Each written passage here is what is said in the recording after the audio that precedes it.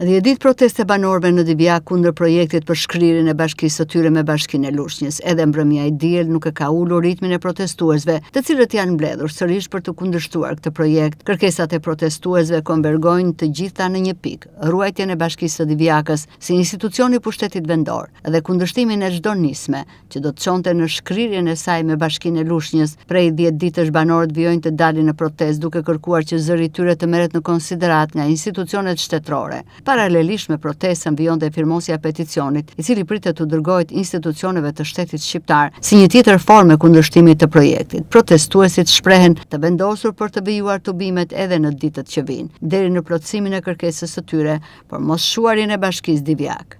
Nuk po kërkojmë lëmosh, nuk po kërkojmë as privilegje, po kërkojmë të mbajmë atë status që kemi pasur. Divjaka bashki! Divjaka bashki! Divjaka bashki!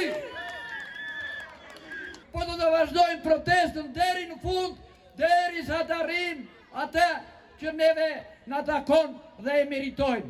Të trajtojmë me dinjitet ashtu siç i takon banorëve të qytetit Divjakës.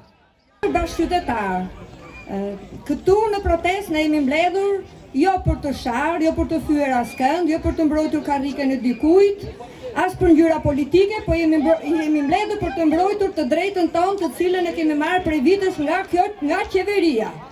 Dhe për këtë protestë ne jemi mbledhur për t'i bërë një thirrje kryetarit të qeverisë, zotit kryeministër, së bashku me kabinetin e tij, në propozimin e tij për të shkrirë Bashkinë e Divjakës, është e papranueshme. Këtë shesh ne nga kryeministri kemi patur gjithë ato premtime që të shiteshin prodhimet, të kishim përparësi dhe të na ndihmonte në buqësi, në peshkim, në turizëm, në blegtori.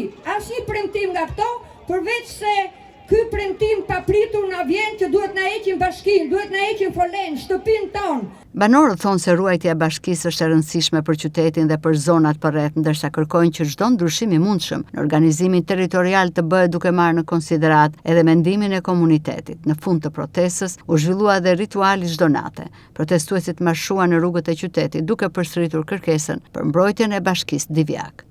Me pankarta dhe thirrje banorët vijuan marshimin, ndërsa protesta pritet të vazhdojë dhe në ditët që vijnë.